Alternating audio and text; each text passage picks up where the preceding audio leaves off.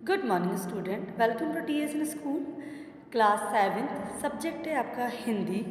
पंखुड़ी हिंदी व्याकरण पाठ्य पुस्तक में आज हम पाठ 19 विराम चिन्ह पाठ का अध्ययन करेंगे।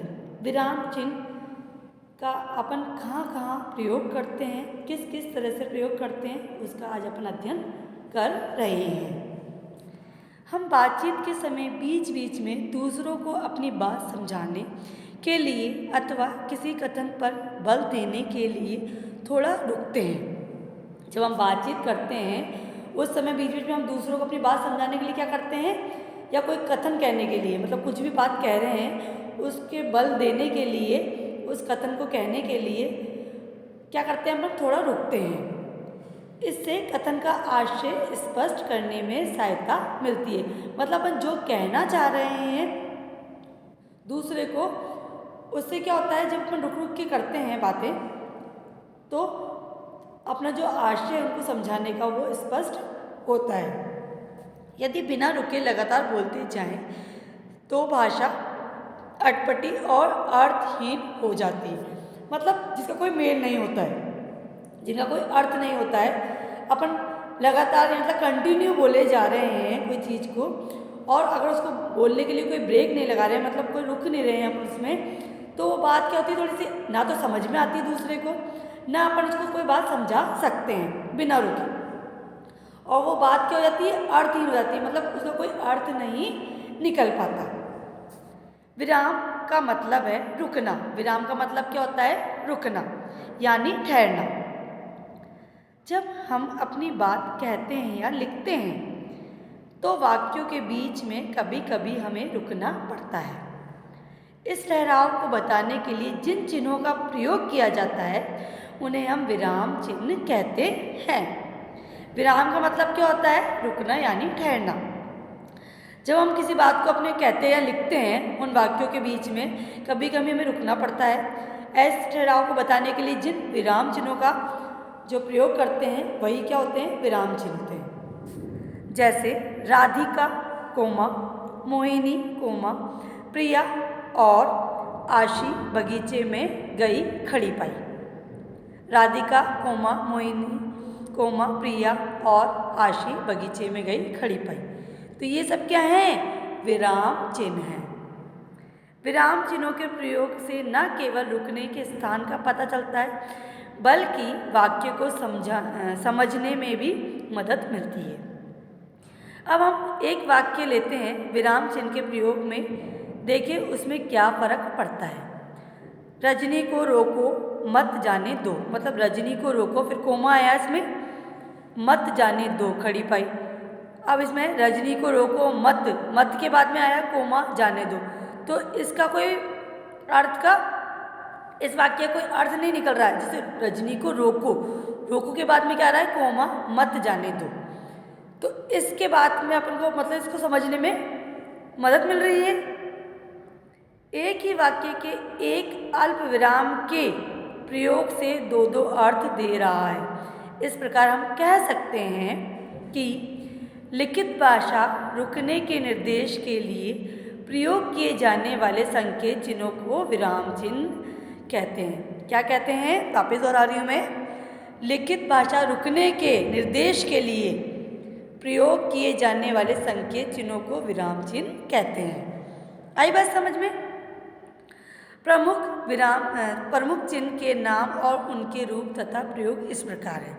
जो विराम चिन्ह है वो किस किस प्रकार के हैं, वो कैसे होते हैं, उसके बारे में अध्ययन कर रहे हैं अपन। पूर्ण विराम मतलब फुल स्टॉप, पूर्ण विराम जिससे अपन खड़ी बाई लगाते हैं पीछे, वो होता है पूर्ण विराम। इस विराम चिन्ह का प्रयोग प्राय सभी वाक्यों के अंत में होता है। आपने जैसे अभी रजनी को रोको मत जाने दो, तो इसके वाक्य के अंत में खड़ी पाई का प्रयोग हुआ है। तो इसका प्रयोग प्रश्नवाचक और विस्मयादिबोधक वाक्यों के अंत में नहीं होता है। जैसे राम अयोध्या के राजा है के बाद में क्या आ गया, खड़ी पाई, मतलब पूर्ण विराम आ गया। सीता राम की पत्नी है, तो इसमें भी अंत में क्या आ गया, खड़ी पाई, जिसे अपन कहते हैं पूर्ण विराम। आई बात समझ में। दूसरा है प्रश्नवाचक क्वेश्चन मार्क, यह चिन्ह प्रश्नवाचक वाक्यों के अंत में लगता है, जैसे तुम्हारा नाम क्या है। तो क्या के बाद में क्या है कि उसके बाद में क्या आएगा, प्रश्नवाचक चिन्ह आएगा। क्या तुम बाजार जाओगी, जहाँ पर अपन प्रश्न वाक्य हो रहे हैं, प्रश्नवाचक वाक्य हो रहे हैं, वहाँ पर अंत में क्या लगेगा, क्वेश्चन मार्क। जो आपने देखा है इसका जो प्रश्नवाचक चिन्ह देख रहे हो कि क्वेश्चन मार्क किस तरह से लगाया जाता है, तो ये होता है प्रश्नवाचक। विस्मयादिबोधक सिंग ऑफ एक्सक्लेमेशंस, ये चिन्ह विस्मयादिबोधक शब्दों के साथ या वाक्यों के अंत में लगता है। कभी कभी संबोधन शब्दों के अंत में भी इस चिन्ह का प्रयोग किया जाता है, जैसे वाह के बाद में विस्मयादिबोधक का चिन्ह है, तुमने तो कमाल कर दिया। यह अभी संबोधन के साथ में भी शब्दों के अंत में भी लगता है। हाय मैं बर्बाद हो गया, हाय के बाद में क्या है, विस्मयादिबोधक का चिन्ह है, मैं बर्बाद हो गया। तो ये संकेत के लिए, ठीक है। चौथा है आपका अल्प विराम कोमा। इस चिन्ह का प्रयोग समान महत्व के शब्दों तथा वाक्यों को अलग अलग करने में एवं संयुक्त एवं मिश्र वाक्यों के उपवाक्यों को अलग करने में किया जाता है, जैसे अर्चना के बाद में आ गया अल्पविराम का चिन्ह, निधि और चित्रा आज मेरे घर आएंगी। फिर क्या आएगा, पूर्ण विराम। डॉली आई के बाद में क्या आया है, अल्पविराम। उसने अपना काम निपटाया और सो गई। आई बात समझ में। अल्पविराम का कहाँ प्रयोग होगा, इस चिन्ह का प्रयोग समान महत्व के शब्दों तथा वाक्यों को अलग करने एवं संयुक्त एवं मिश्रित वाक्यों के उपवाक्यों को अलग करने में किया जाता है। आई बात समझ में। योजक हाइपन, ये विराम चिन्ह तुलना करते समय या समास के पदों या पुण्यरुक्त पदों के बीच में लगता है। ये विराम चिन्ह जो होता है योजक, ये तुलना करते समय या समास के पदों या पुण्यरुक्त पदों के बीच में लगता है। पुण्यरुक्त पद कौन से हो गए, जो वापस से लिखते हैं अपन, में लगता है, जैसे सचिन फिर योजक चिन्ह जैसा कोई खिलाड़ी नहीं है। तो सचिन जैसा, तो ये क्या हो गया, तुलना वाला। तो तुलना जब कर रहे हैं अपन, वहाँ पर क्या आएगा, योजक चिन्ह होगा। जैसे सचिन जैसा, तो सचिन और जैसा के बीच में क्या लग गया, योजक चिन्ह, कोई खिलाड़ी नहीं है। ठीक है। प्रथम आने के लिए प्रयुक्त को प्रथम आने के लिए प्रत्युष को रात और दिन, अब ये समान हो गए, रात दिन। ठीक है, एक करना पड़ा, तो रात और दिन के बीच में कौन सा, योजक चिन्ह आ गया। ठीक है। छठा है आपका निर्देशक डैश। ये चिन्ह योजक से थोड़ा लंबा होता है। इसका प्रयोग संवाद बोलने वालों के नाम के बाद किसी की व्याख्या स्पष्ट करते समय या उदाहरण देते समय होता है। जैसे कहानी का शीर्षक इस प्रकार है। निर्देशक का जो प्रयोग होगा चिन्ह का, वो किस में होगा, या संवाद बोलने वालों के लिए के नाम पर या किसी की व्याख्या करने को स्पष्ट करते हैं जब, और समय या उदाहरण देते समय होता है। ठीक है। कहानी का शीर्षक इस प्रकार है, तो यहाँ पर क्या आएगा, डैश, मतलब निर्देशक चिन्ह आएगा। संज्ञा के 3 भेद हैं, तो यहाँ पर भी क्या आएगा, डैश। ठीक है।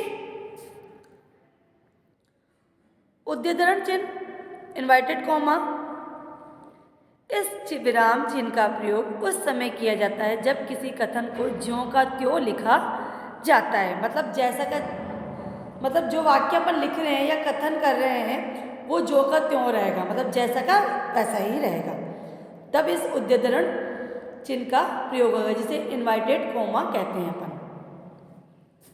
माँ ने कहा, तो माँ ने कहा, अब कथन कह रहे हैं अपन, माँ ने कहा बेटा, जब देखो इन्वर्टेड कोमा लगा हुआ है ऊपर बेटे के आगे, आज घर जल्दी आना, पीछे भी उसके इन्वर्टेड कोमा होगा, क्योंकि कथन कह रहे हैं अपन, वो जो का तो ही है।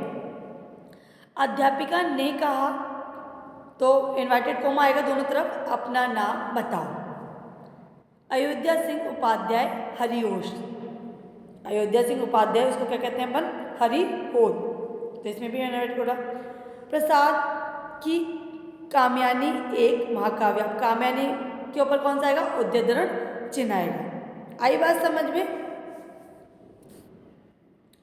अर्धविराम, सेमी कॉलम, कॉलम।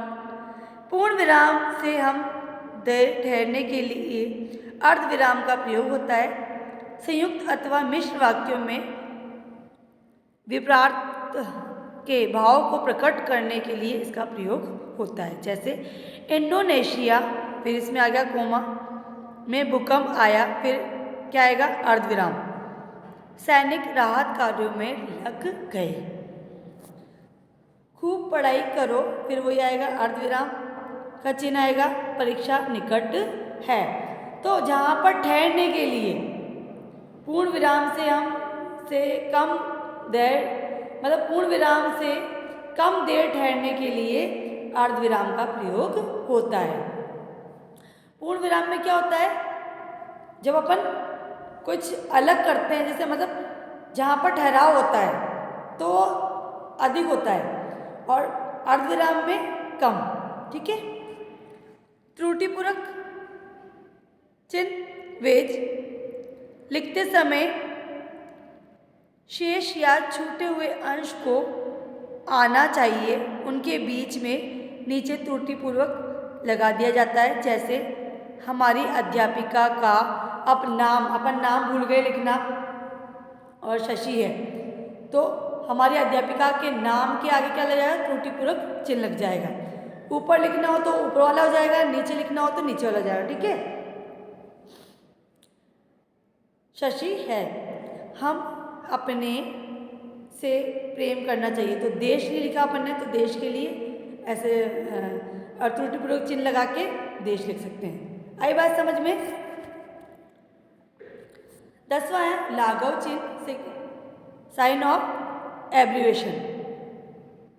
किसी शब्द को संक्षिप्त रूप में लिखने के लिए लाघव चिन्ह का प्रयोग किया जाता है। जो ऐसे लगाते हैं ना अपन, डॉट वाला जीरो टाइप का, तो किसी रूप को अपन जैसे लिखना है किसी शब्द को, तो उसको संक्षिप्त रूप मतलब छोटे रूप में लिखने के लिए क्या करते हैं अपन? लाघव चिन्ह का प्रयोग करते हैं। जैसे पंडित, तो पंडित के आगे अपन ने अब पंडित पूरा ना लिखकर उसको छोटा रूप लिखना है तो ये आएगा लाघव।